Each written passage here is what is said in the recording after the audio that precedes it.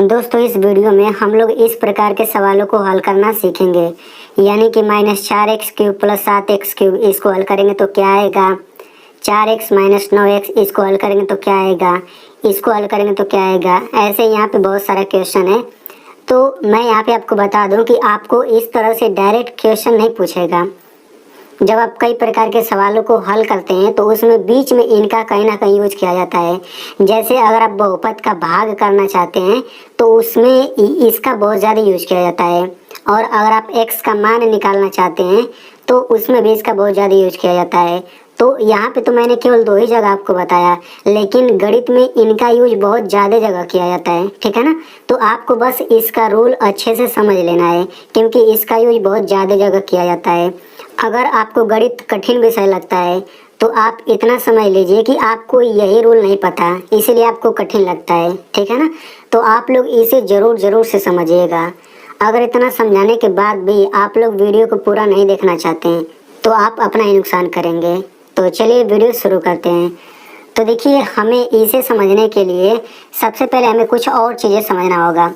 यहाँ पे आप लोग देख लीजिए, आपको ये संख्या वाला नियम समझ में आना चाहिए, इसको हल करना आना चाहिए। तो जिसको आता है उसके लिए अच्छी बात है, जिनको नहीं आता है उनके लिए मैं यहाँ पे थोड़ा सा बता देता हूँ। तो देखिए, प्लस माइनस रहता है तो हम संख्याओं को घटाते हैं, माइनस प्लस रहेगा तो घटाते हैं, और माइनस माइनस रहेगा तो संख्याओं को जोड़ते हैं, और प्लस प्लस रहेगा तो संख्याओं को जोड़ते हैं। यानी कि जब दोनों एक ही चिन्ह रहेगा तो जोड़ा जाता है। देखिए, दोनों माइनस माइनस है तो जोड़ेंगे, दोनों प्लस प्लस है तो जोड़ेंगे, और जब दोनों अलग अलग हो जाए तो घटाते हैं, ठीक है। और बड़ी संख्या के पहले का चिन्ह लगाते हैं। अब यहाँ पे हम लोग एग्जाम्पल समझते हैं। जैसे हम लोग इस क्वेश्चन को समझ लेते हैं।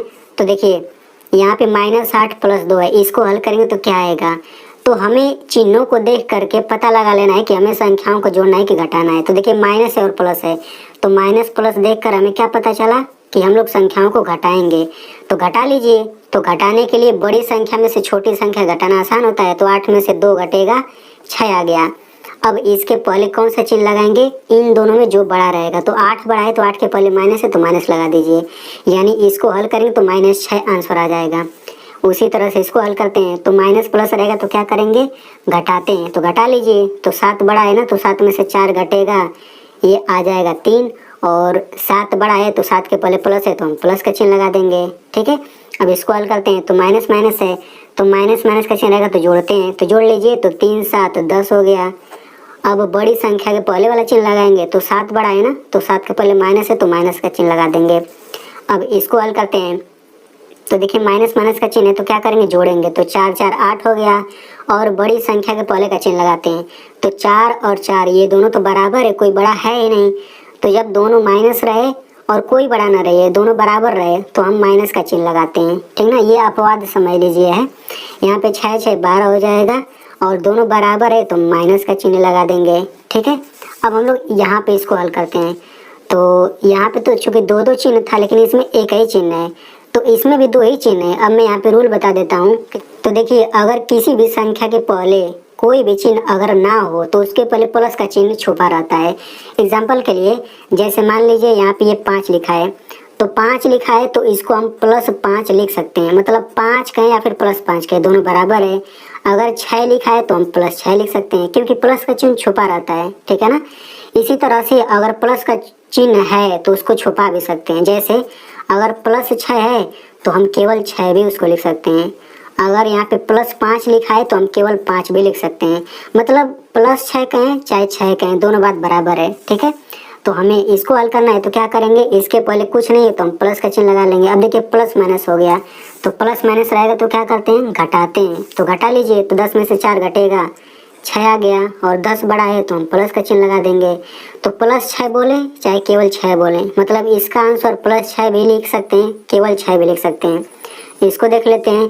तो इसके पहले कुछ नहीं तो प्लस कर लेते हैं। तो प्लस प्लस का चिन्ह है तो क्या करेंगे, प्लस प्लस का चिन्ह है तो जोड़ते हैं। तो जोड़ लीजिए। 3 5 8 हो गया, और बड़ी संख्या 5 है तो प्लस हो जाएगा। तो हम +8 बोले या फिर केवल 8 बोले, दोनों आंसर सही है। अब यहाँ पे देखिए, यहाँ पे प्लस कर लेते हैं।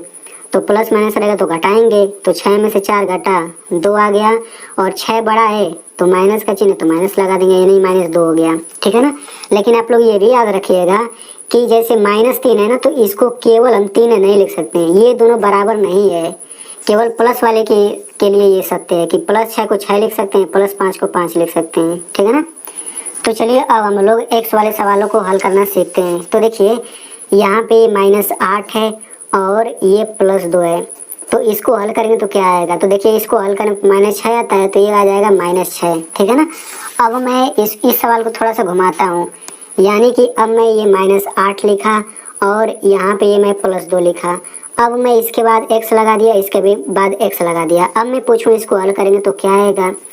तो x लगाने के बाद इसको हल करेंगे तब भी -6 ही आएगा, लेकिन हमने x लगा दिया है तो यानी x भी आएगा, यानी कि इसको हल करेंगे तो -6x आ जाएगा, ठीक है ना।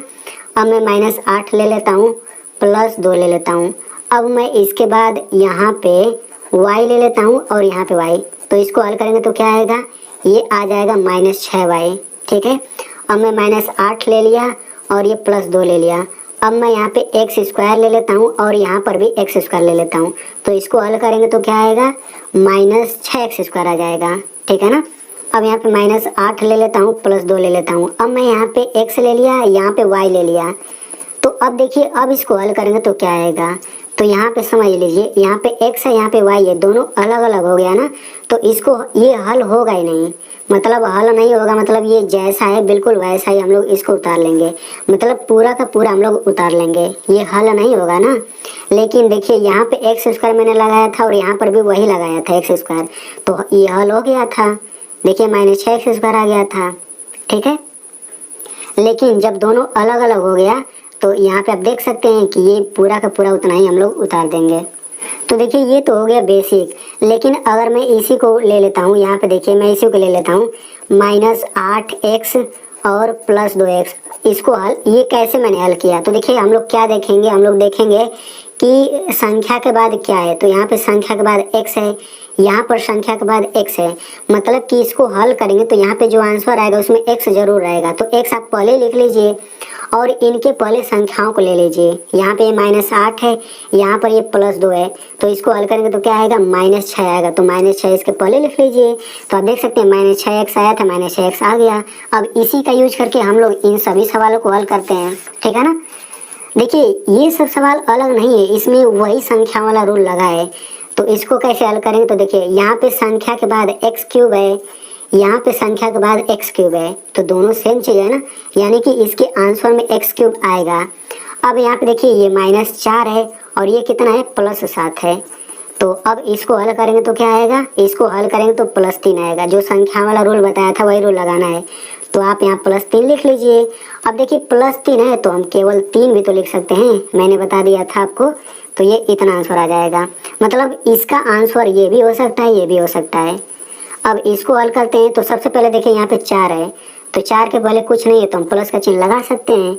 अब देखिए संख्या के बाद x है, संख्या के बाद x है, यानी कि आंसर जो आएगा उसमें x रहेगा। अब यहाँ पे देखिए +4 है और यहाँ पे देखिए -9 है, तो जब आप इसको हल करेंगे तो क्या आएगा, इसको हल करेंगे तो -5 आएगा। तो -5 इसके पहले लिख लीजिए, यानी कि इसका आंसर क्या आ जाएगा, -5x आ जाएगा।